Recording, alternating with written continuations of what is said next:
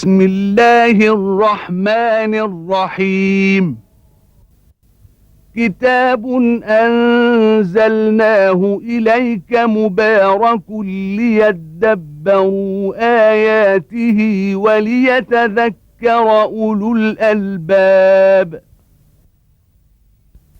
صدق الله العظيم.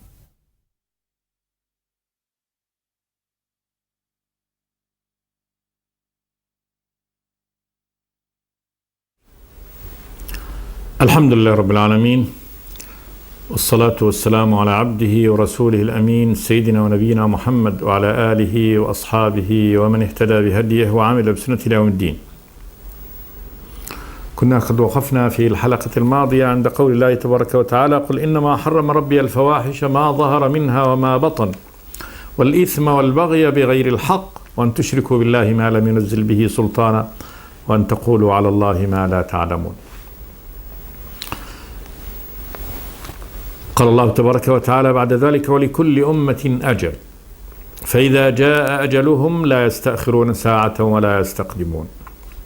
يا بني آدم إما يأتينكم رسل منكم يقصون عليكم آياتي فمن اتقى وأصلح فلا خوف عليهم ولا هم يحزنون والذين كذبوا بآياتنا واستكبروا عنها أولئك أصحاب النار هم فيها خالدون.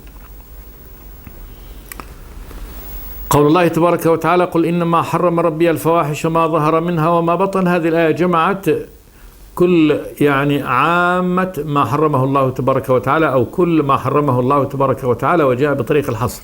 هذا الذي حرمه الله، والحرام هو الممنوع الذي منع الله تبارك وتعالى من العباد إتيانه والاقتراب منه. الفواحش ما ظهر منها وما بطن، كل عمل وفاحش بالغ في القبح، ما ظهر منها على الأعضاء ما بطن في القلب، ما ظهر منها أمام الناس ما يبطنه الإنسان ويفعله سرا.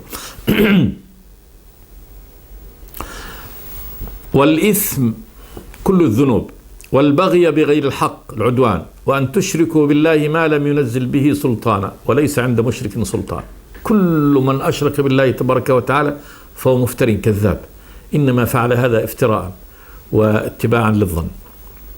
وأن تقولوا على الله ما لا تعلمون، لا تتكلموا على الله تبارك وتعالى بغير علم، فهذا حرمه الله تبارك وتعالى، بدءا من أن ينسب له الولد سبحانه وتعالى أو يفتر عليه في أسمائه وصفاته، وأخيرا في أن يقال بأنه حرم هذا أو أحل هذا أو يريد هذا أو لا يريد هذا. ثم قال جل وعلا: ولكل أمة أجل. كل أمة، الأمة هي الجماعة المجتمعة المؤتلفة التي يجمعها لغة واحدة أو هم قوم وشعب واحد، أو قبائل يجمعها دين ولغة واحدة أو وقت واحد. ولكل أمة أجل، أجل تنتهي إليه، وقت محدود، إما بإهلاكهم وإزالتهم من الأرض، وإما بأن يستخلف الله تبارك وتعالى غيره. فإذا جاء أجلهم لا يستأخرون ساعة ولا يستقدمون. إذا جاء أجلهم، الأجل الذي الميعاد الذي حدده الله تبارك وتعالى لانقضائهم، لا يستأخرون ساعة عن هذا الأجل. إذا طلبوا التأخير أو ما لا مهلة تعطى لهم، ولا يستقدمون، لا يأتيهم هلاكهم وزوالهم عن هذه الأرض، لا يستقدمون ساعة عن هذا ولا يستأخرون ساعة. فعندما يحكم الله تبارك وتعالى وقد قضى بنهايتهم، فإنهم ينتهي أمرهم عند الوقت الذي حدد. وقت الأجل هو الوقت الذي حدده الله تبارك وتعالى، فاعلموا هذا.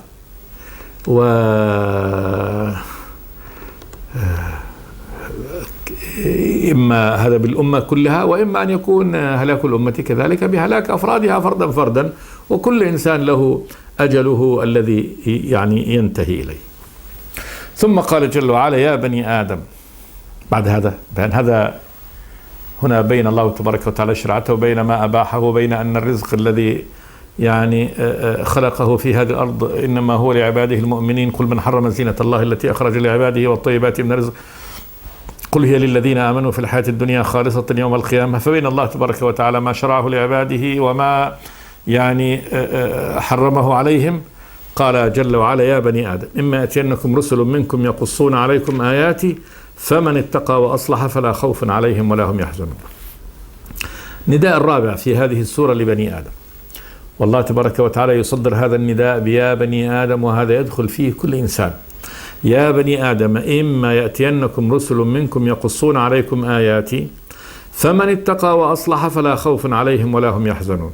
بهذا الشرط: إذا جاءكم الرسل، والله يقول منكم، فهذا سنة الله تبارك وتعالى في أن يختار لكل أمة رسولها، أن يختار رسولها منها، يقصون عليكم آيات، يخبرونكم بهذه الأخبار من الله تبارك وتعالى، يخبرونكم عن الله وعن صفاته وعن أسمائه وعن هذا الغيب الذي، سواء غيب هذا الإضافي الذي خلقه وعن الغيب المستقبل الذي لا يعلمه إلا هو، فيعلمكم الله تبارك وتعالى بالمآل الذي تؤولون إليه من البعث والقيامة والحساب والجنة والنار. إما يأتينكم رسل منكم يقصون عليكم آياتي، يقصونها يخبرونكم بها، فمن اتقى وأصلح فلا خوف عليهم ولا هم يحزنون. واتقى وأصلح تجمع كل الدين. اتقى وأصلح. التقوى هي الخوف وأخذ وقاية من شيء مخيف، والتقوى هي أن تؤخذ وقاية من عذاب الله تبارك وتعالى. فمن عرف الرب وآمن به وعلم أنه يؤاخذ بالذنب ويأخذ به وأنه يعاقب، اتخذ هنا الحماية من عقوبة الرب تبارك وتعالى. ولا يمكن أن يكون الإنسان متقيا لله تبارك وتعالى إلا بفعل ما أمره به، والانتهاء عما نهاه عنه، والإيمان به الإيمان بما أخبر به سبحانه وتعالى. الإيمان والعمل الصالح، والعمل الصالح الانتهاء عما نهى الله تبارك وتعالى، الإتيان بما أمر به الرب تبارك وتعالى. فمن اتقى خاف ربه سبحانه وتعالى وقدر مقامه بين يدي ربه جل وعلا يوم القيامة وأصلح، اتخذ طريق الصلاح. وكل أمر الله تبارك وتعالى، كل ما أمر الله تبارك وتعالى به فهو من الإصلاح، والإصلاح ضد الإفساد. قال جل وعلا: فلا خوف عليهم ولا هم يحزنون. وهذه العبارة كذلك، هذه الجملة جمعت كل أنواع الأمان والفوز، لأن الذي لا خوف عليه فيما يستقبل من الزمان ولا يحزنه شيء مما فات، خلاص هذا مؤمن، هذا يؤمنه الله تبارك وتعالى في مستقبله وماضيه، لا خوف عليه، ما عليه خوف من العذاب في الآخرة، خوف من يوم القيامة، خوف من النار، خوف من الشيطان وإبليس، لا خوف عليه. الله تبارك وتعالى هنا ينفي جنس الخوف، قال: فلا خوف عليهم ولا هم يحزنون، أي حزن. يعني هذا ما يصيب القلب من الغم والهم في أي شيء خلاص يزيله الله تبارك وتعالى، فهذا قد أمنه الله تبارك وتعالى من كل ما يهمه في المستقبل وفي الماضي. قال: فلا خوف عليهم ولا هم يحزنون. أكبر يعني جملة في الأمان والاطمئنان، أن هذا هو الفائز، هو الذي، فالشخص إذا انتفى عنه الخوف والحزن مستقبلا وماضيا خلاص في الأمان. فهذا تأمين، وهذا التأمين من الرب سبحانه وتعالى. فمن اتقى وأصلح فلا خوف عليهم ولا هم يحزنون. القسم الثاني قال: والذين كذبوا بآياتنا واستكبروا عنها أولئك أصحاب النار هم فيها خالدون. والذين كذبوا بآياتنا، التكذيب هو رد الصدق والقول بأنه كذب.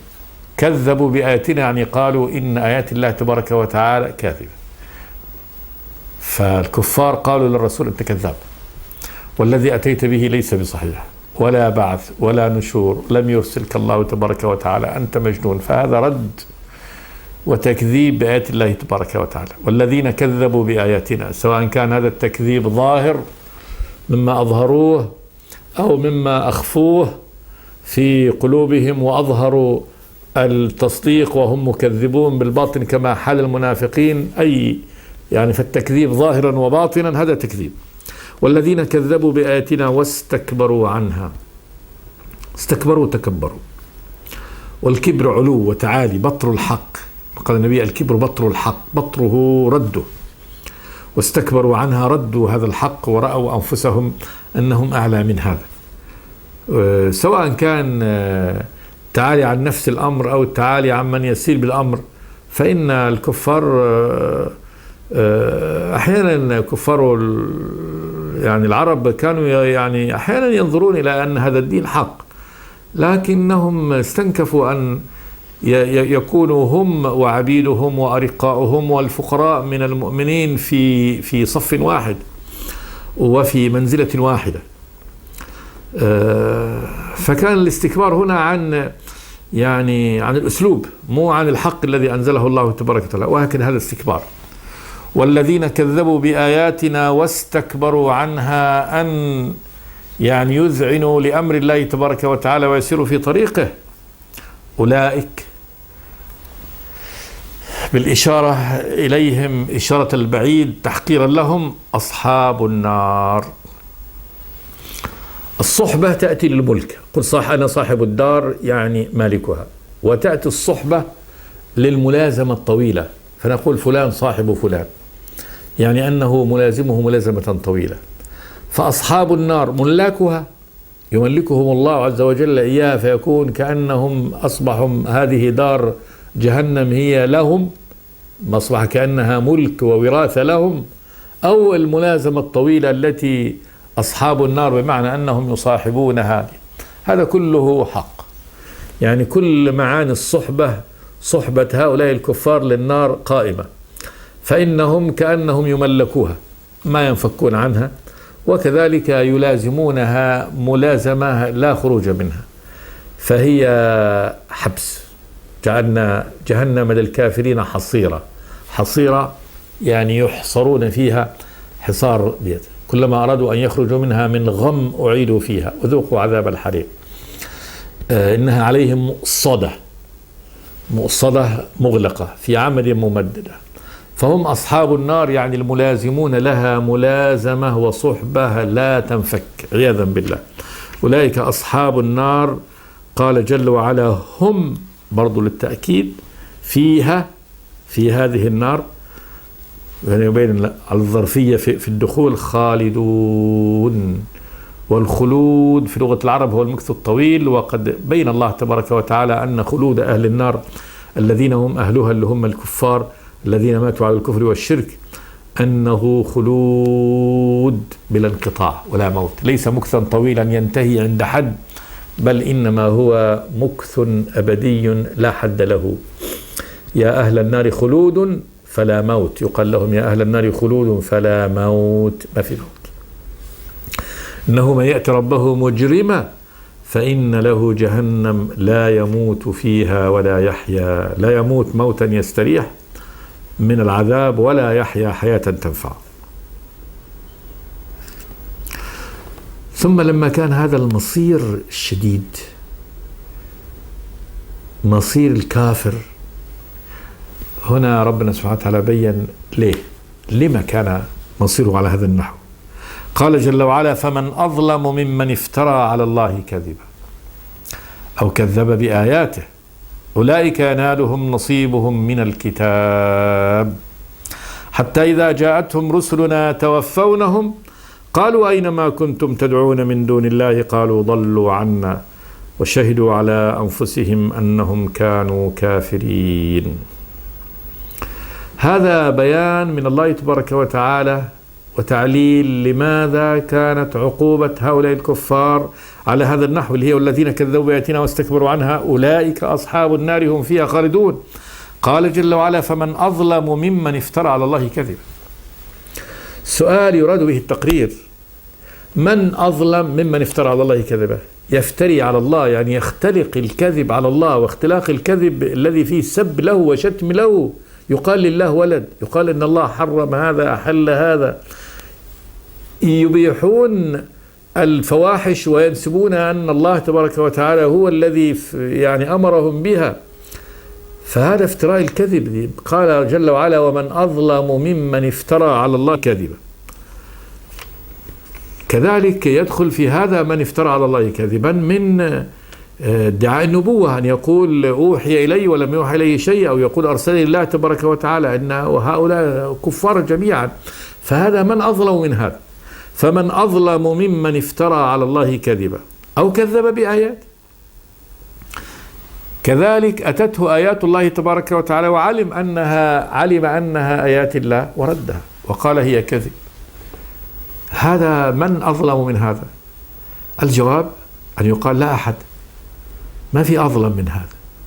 فهذا الذي يفعل هذا يفتري على الله الكذب، يختلق الكذب على الله تبارك وتعالى، ويقول على الله عز وجل ما لم يقل، ويتقول على الله، أو يعلم أن هذه آياته وهذا رسوله يقول لا أنت كذاب، هذه ليست آيات الله تبارك وتعالى. لا أحد أظلم من ذلك. قال جل وعلا: أولئك ينالهم نصيبهم من الكتاب. أولئك البعيدون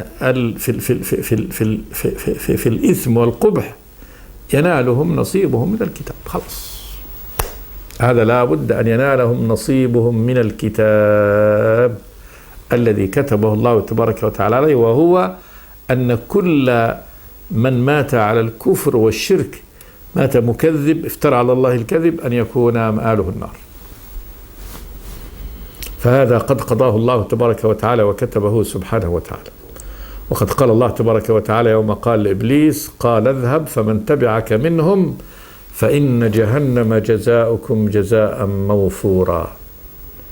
وقال: لأملأن جهنم منك وممن تبعك منهم أجمعين. هذا من قبل أن يكون لآدم ذرية. لما قال الشيطان سأفعل وسأفعل وسأضل هذا الإنسان، مضى كتاب الله تبارك وتعالى ومضى قول الله تبارك وتعالى أنه لا بد أن يملأ هذه النار من إبليس وممن تبعه، واتخذ طريق الشيطان وابتعد عن طريق الله تبارك وتعالى. أولئك ينالهم نصيبهم من الكتاب الذي كتبه الله تبارك وتعالى، في أن كل من عصاه ومات على هذا العصيان والتكذيب لا بد أن يدخل النار. حتى إذا جاءتهم رسلنا يتوفونهم. حتى إذا جاءتهم رسلنا، ملائكة الله تبارك وتعالى لأخذ أرواحهم. يتوفونهم يعني يأخذون أرواحهم. وسمي أخذ الروح وفاة لأنه الوفاة هو أخذ الشيء وافيا يعني كاملا. يتوفونهم أي بالموت. قالوا لهم، يعني قالت الملائكة لهم: أينما كنتم تدعون من دون الله.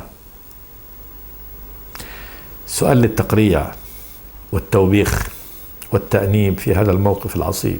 أينما كنتم تدعون من دون الله، وين آلهتكم؟ أين آلهتكم التي كنتم تدعونها من دون الله، تصرفون لها العبادة التي هي أشرف الأعمال، تعطون هذه الآلهة العبادة وتشركونها مع الله تبارك وتعالى. أينما كنتم تدعون من دون الله. قالوا، انظر المقالة التي يقولها هؤلاء الذين خذلوا وخسروا. قالوا أي الكفار: ضلوا عنا، لا ندري، ضلوا عنا، راحوا منا. انظر الآلهة التي تعلقوا بها وتمسكوا بها، الملائكة، عيسى بن مريم، الشجر، الحجر، الأصنام، الأوثان، كل هذا الذي تمسكوا به وظنوا أنهم يعني هذه هي منجيتهم، أنها هي شفعاؤهم، هي التي تدخلهم الجنة، هي التي تخرجهم، هي التي يعلقون عليها كل آمالهم، هي نافعتهم، هي التي تحميهم من الضر. قالوا ضلوا عنا. فهم الآن وحيدون وفي بعد وفي حيرة. قالوا ضلوا عنا. قال جل وعلا: وشهدوا على أنفسهم أنهم كانوا كافرين. شهدوا هنا الشهادة إدلاء، وإدلاءها هنا باللسان. على أنفسهم أنهم كانوا كافرين، يعني أن رسل الله تبارك وتعالى قد جاءتهم بالحق وقد دعوهم إلى التوحيد وإلى الإيمان، ولكنهم ردوا دعوة الرسل وصاروا في الطريق الذي صاروا فيه. قالوا ضلوا عنا وشهدوا على أنفسهم أنهم كانوا كافرين. قال ادخلوا في قد خلت من قبلكم من الجن والإنس في النار. هذا الحكم الإلهي. هنا يأتيهم الحكم الإلهي ويفجأهم هذا الأمر العظيم الذي لم يكونوا يتوقعونه ولم يحسبون له حساب. قال ادخلوا في قد خلت من قبلكم من الجن والإنس في النار، كلما دخلت أمة لعنت أختها حتى إذا اداركوا فيها جميعا قالت أخراهم لأولاهم ربنا هؤلاء أضلونا فآتهم عذابا ضعفا من النار قال لكل ضعف ولكن لا تعلمون. قال الرب جل وعلا الإله الذي لا إله إلا هو سبحانه وتعالى ادخلوا أيها يعني المشركون الكفار في قد خلت من قبلكم من الجن والإنس النار. فهذا أمر لهم لازم، هنا ما هو أمر تشريعي ديت وإنما هو أمر خلاص كوني قدري خلاص. ادخلوا في قد خلت من قبلكم من الكفار أمثالكم من الجن والإنس، كفار من الجن سابقة سبقتكم في الكفر من الجن والإنس في النار. ثم قال جل وهذا حكم الله تبارك وتعالى لهم إذ كانوا كافرين وقد جحدوا آيات الرب تبارك وتعالى وشهدوا على أنفسهم قبل الدخول في النار أنهم كانوا كافرين. ثم قال جل وعلا كلما دخلت أمة لعنت أختها. كلما دخلت أمة جديدة إلى النار من هذه الأمم لعنت أختها التي سبقتها. فالذين في النار يلعنون الداخلين والداخلين يلعنون السابقين، كما قال جل وعلا هذا فوج مقتحم معكم يقولون لا مرحبا بهم إنهم صالوا النار قالوا بل أنتم لا مرحبا بكم أنتم قدمتموه لنا فبئس القرار. فإن غالب الذين تأخروا في الوجود قد يعني اتبعوا في كفرهم سابقيهم، فأكثر هذه الأمم أخذت تراث السابقين في الكفر وانتحلته وسارت فيه. كلما دخلت أمة لعنت أختها في الكفر حتى إذا اداركوا فيها جميعا تداركوا يعني جاء هذا وراء هذا وأصبح الجميع كلهم في النار. قالت أخراهم لأولاهم ربنا هؤلاء أضلونا فآتهم عذابا ضعفا من النار قال لكل ضعف ولكن لا تعلم. أخراهم المتأخرون من الأمة، لأولاهم للمتقدمين منهم في الزمان، وذلك أن هؤلاء شرعوا الكفر وهؤلاء اتبعوه. فيقول المتأخرين الذين اتبعوا المتقدمين ربنا يعني يا ربنا يدعون الله هؤلاء أضلونا، يعني هؤلاء الذين قد كانوا سببا في إضلالنا فهم الذين أنشأوا هذا الكفر واشترعوه ويعني قالوا ونحن تبعناهم. هؤلاء أضلونا فآتهم عذابا ضعفا من النار. فيطالبون الرب تبارك وتعالى بأن يضاعف عذابه لمن ابتدعوا الكفر وشرعوه لهم وهم الذين اتبعوا. غيظ يعني هذا من شدة غيظهم من هؤلاء الذين أضلوا. قال الرب جل وعلا الإله لكل ضعف يعني لكل منكم المتقدمون والمتأخرون يضاعف لهم العذاب بكفرهم. قال لكل ضعف ولكن لا تعلمون يعني أن هذا العذاب متضاعف ومتزايد أبدا ولا يفتر عنهم عياذا بالله. ولكن لا تعلمون ولكن لا تعلمون هذا في اسم الخطاب، ولكن لا تعلمون يعني يخاطب به هؤلاء الناس الكفار في هذا الوقت يعني في الدنيا. ولكن لا تعلمون أيها الكفار ماذا سيكون مآلكم عندما تكونون في هذه الحالة وتستصرخون هذا الاستصراخ وتطلبون من الله تبارك وتعالى أن يزيد العقوبة على أسلافكم الذين يعني تتمسكون بتراثهم وبدينهم في الوقت الواحد، وتقولون هؤلاء آباؤنا وأجدادنا ونحن على دينهم وعلى ملتهم. قال لكل ضعف ولكن لا تعلمون. وقالت أولاهم لأخراهم فما كان لكم علينا من فضل فذوقوا العذاب بما كنتم تكسبون. وقالت أولاهم أوائل الأمة لأخراهم الأمة الكافرة لأخراهم المتأخرين منهم فما كان لكم علينا من فضل، أنتم متأخرون ما ليس فضل، لا فضل لكم علينا، يعني في أن فضلتمونا بشيء يعني وانفردتم عنا بشيء من الهداية، وإنما كنتم على غوايتكم وعلى ضلالكم الذي سرتم فيه، ثم لم تنصحوا لنا بشيء ولم يعني ترشدونا إلى شيء يعني من الحق، فما كان لكم علينا من فضل فذوقوا العذاب ما كنتم تكسبون.